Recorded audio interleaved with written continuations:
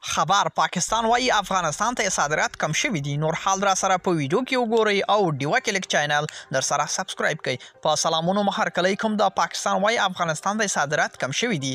د پاکستان مرکز بانک په تازه خبره کړې اعلامیه کې ویل چې په وروستیو شپږو میاشتو کې افغانستان د صادراتو کې 50% کموالی راغلی دی. سرچینو په خبرو په دې موده کې د پاکستان افغانستان ته 309 میلیون ډالر په ارزښت صادرات لري. په داسې حال کې چې وړو کال کې په همدې موده کې د شمیره په 240 میلیارډ ډالر ته رسیدلې ده.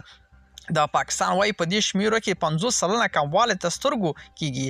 د پاکستان مرکز بانک بیا وايي چې برعکس له افغانستان په وارداتو کې شاوخوا 3.5% زیاتوالی راغلی دی. سرچینې په خبرو صادراتو کې کچه له 120 میلیارډ ډالر ته 111 میلیارډ ډالر ته رسیدلې ده. ملګرو دا و زموږ چمتو شوی ویډیو که ستاسو دې ویډیو په اړه کم نظر پیشنهاد لرئ موږ سره په کومنټونو کې شریک کړئ او د لا ښکلو ویډیوګانو لپاره له موږ سره پاتې شئ. تر بیا ښې چارې.